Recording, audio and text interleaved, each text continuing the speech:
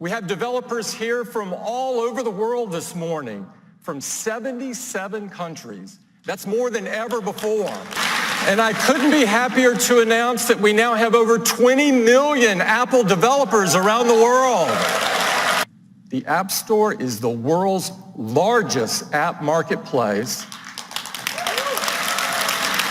And we now welcome over 500 million weekly visitors.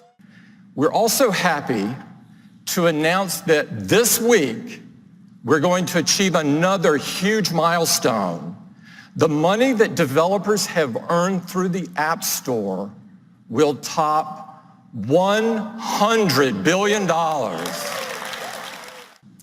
Today is all about software, and we've got some very exciting updates across all 4 platforms. Well, our next big release of iOS is, you guessed it, iOS 12. Now, our customers, of course, are going to receive iOS 12 as a free software update. Now, it's easy to forget now, but iOS pioneered this approach of helping you get more out of the device you already own through free updates. And some of those updates have been really quite profound, like the App Store, giving us a whole new way to discover and download apps. It itself was delivered via software update, as were the folders we use to organize those apps. And can you imagine living without Find My iPhone? Now, our deepest focus this year is optimizing the system when it's under load. And that's where you need performance the most and where iOS 12 really shines. Now, we've put iOS 12 through our stress test, and we saw in those conditions share sheet coming up twice as fast and apps launching twice as fast. These are big, big improvements. You know, our tight collaboration with our chip team has enabled us to optimize iOS across the full range of our A-series silicon. Now, CPUs traditionally respond to increased demand for performance by slowly ramping up their clock speed. Well, now in iOS 12, we're much smarter.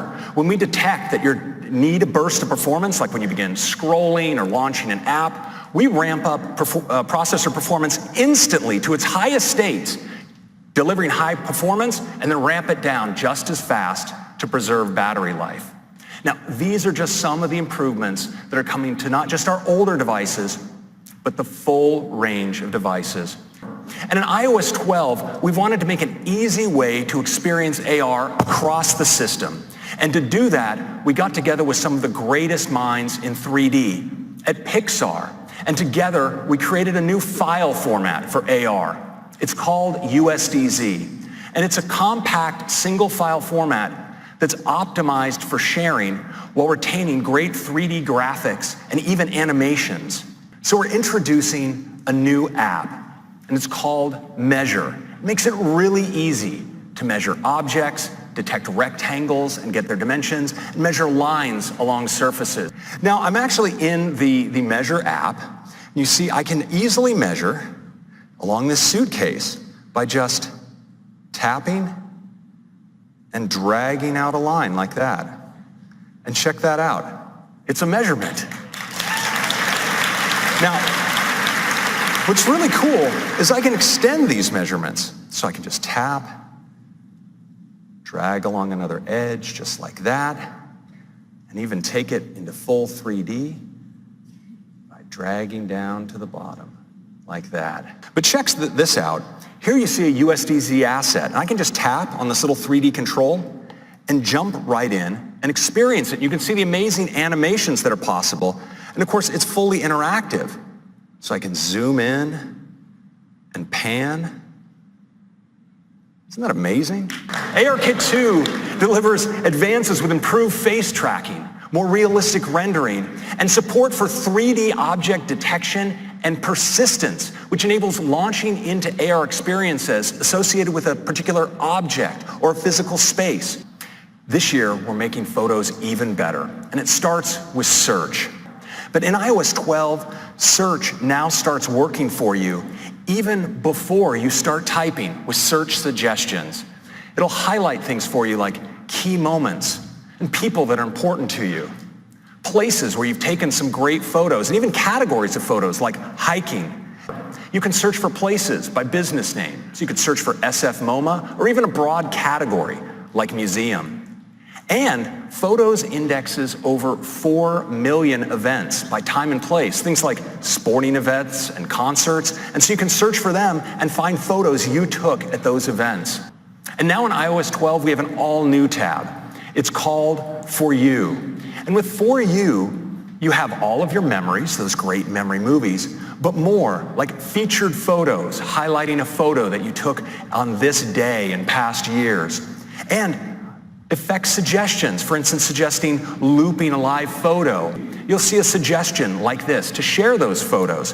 If you tap in, you'll see that Photos is even recommending a set of photos from that set that you might want to share and suggests who you might want to share them with. Let's turn to Siri with a new feature we call Shortcuts. Now, with Shortcuts, any app can expose quick actions to Siri. Let's look at some examples. Now, say you have the Tile app because you're always losing your keys. Well, the Tile app can expose the option to add a shortcut to Siri. You can assign your own phrase, such as, "I lost my keys," would be a good choice. And when you then say it, Siri will automatically activate Tile and show you right in the Siri UI, start ringing your Tile just like that. And now with shortcuts, Siri can do so much more. So for instance, let's say you order a coffee every morning at Phil's before you go to work. Well, now Siri can suggest right on your lock screen that you do that. You tap on it and you can place the order right from there. It works on iPhone and iPad, and of course you can run your shortcuts from your HomePod and your Apple Watch. Let's talk about apps. We're bringing Apple News to stocks. Business news, right? Curated by the Apple News editors. It's pretty terrific. Voice memos. We've also completely rebuilt voice memos to make it even easier to use. And we're bringing voice memos to the iPad for the first time. With iOS 12, CarPlay will also support third-party navigation apps. And today, we're announcing a comprehensive set of built-in features to help you limit distraction, focus, and understand how you're spending your time. With a single swipe, you can triage a whole group of notifications away. In addition to these great features for helping you limit distractions, we wanted to go further. And it's with a feature we call Screen Time. Screen Time empowers you with both insight and control over how you spend your time. And it starts with reports. Every week, you get a weekly activity summary that details how you used your iPhone or iPad.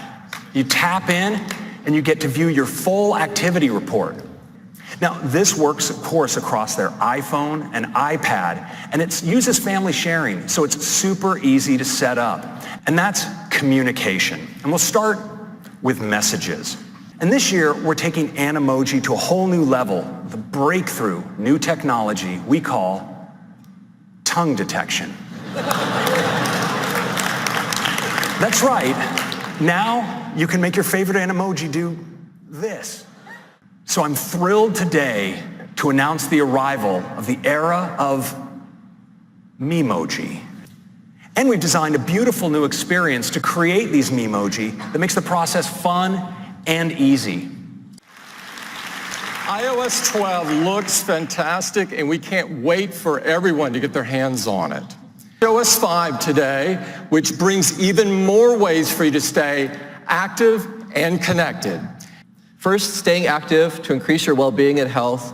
And second, being connected to the people and the information that you care most about. We're moving watchOS forward in both of these areas. Let's start with health and fitness. Many of you love the excitement of good old-fashioned competition, though. So in watchOS 5, you can challenge any of your activity-sharing friends to a 7-day competition whenever you would like. Now, when you do want to go do a workout, there's a lot of workout types you can choose from. And they all have custom algorithms to measure things like calorie burn, pace, distance, elevation gain. And when you're swimming, it even counts laps and detects what swim strokes you're using. And with GymKit, your metrics are in sync with your favorite gym equipment. Starting with a new workout type for yoga. Now, this works primarily from your heart rate. Now we've also added a new workout type for hiking. This takes into account pace and heart rate and elevation gain, so you can more accurately get exercise credit while you're hiking in steep terrain. You can also now set a custom pace alert, so your Apple Watch will tap you when you're above or below the pace that you've set. And finally, runners will now get cadence, so you can see your current steps per minute. So all these new features, activity competitions, the new yoga and hiking workout, new features for runners and automatic workout detection are all enabling you to more accurately track your workouts and stay motivated while you do. Now let's talk about being connected. In watchOS 5, you'll have an entirely new way to communicate on your watch. That's real-time voice, but with the spontaneity of short messaging. Now the first time that you do this, your friend will receive a one-time request to allow a walkie-talkie connection with you. If they accept, then you can speak to each other with walkie-talkie whenever you like. And to do this, you just press to talk, and then your friend can hear your voice just like a walkie-talkie. First, we're adding new content. So now you can get live sports scores, you can get commute time home or to work, or you can see your heart rate, for example, after a workout or your resting heart rate. Also, for the first time, you can now use third-party apps on the Siri watch face. So now you can see both relevant content and shortcuts from your favorite apps. So new content, support for shortcuts, and third-party apps making for an even more powerful Siri watch face. Now we're also bringing a number of improvements to notifications, which are now more actionable and interactive. Next up is Apple TV. Time said the new Apple TV is a high-fidelity powerhouse. And to ensure you can enjoy this beautiful experience with as much content as possible, iTunes offers the largest collection of 4K HDR movies.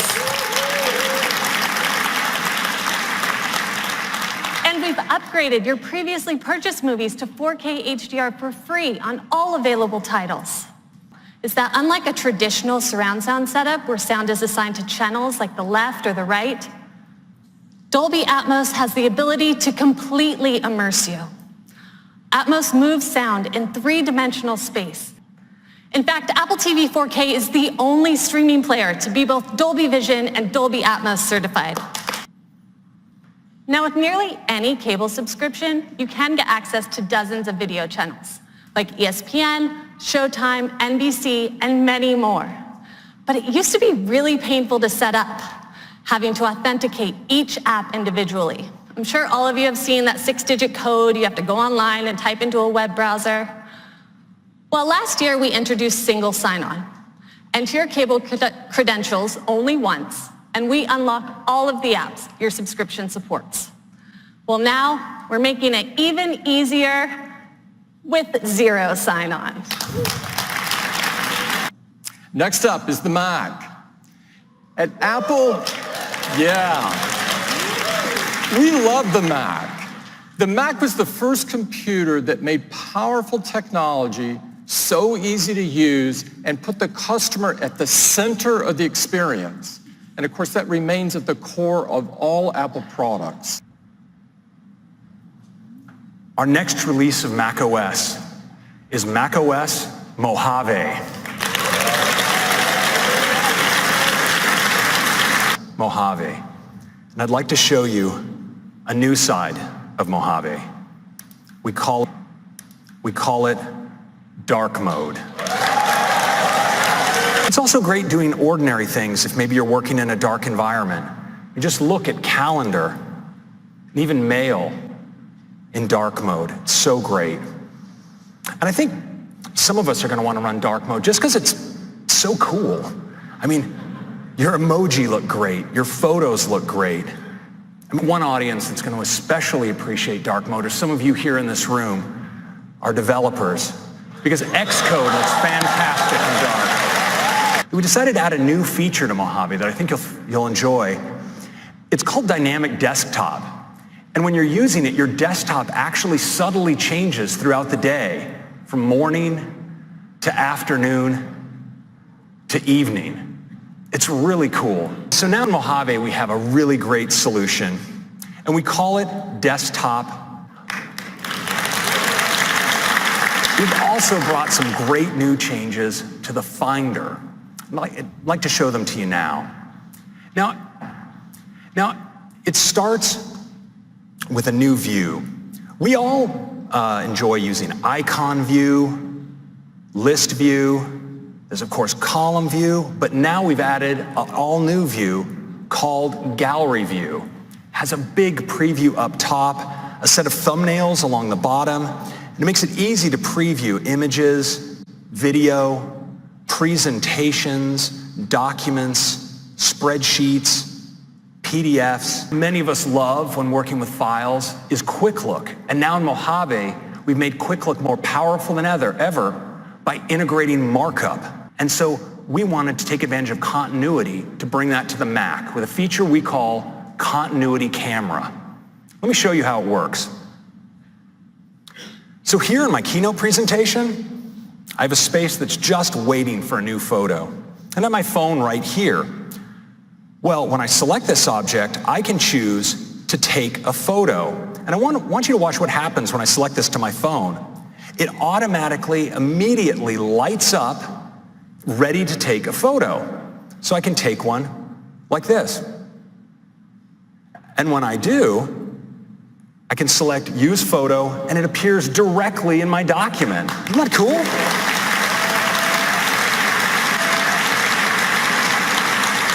Now, this works as well for scanning documents.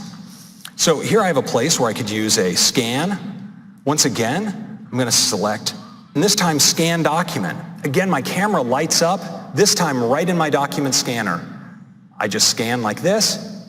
I can save it, and my scan goes immediately in. I think I forgot to push the Save button. Sorry about that, everybody. There you go. Appears immediately in my document. Thank you. And so just like that, I can take photos, stills, and even capture video. And this is a quick look at some great new features in Mojave.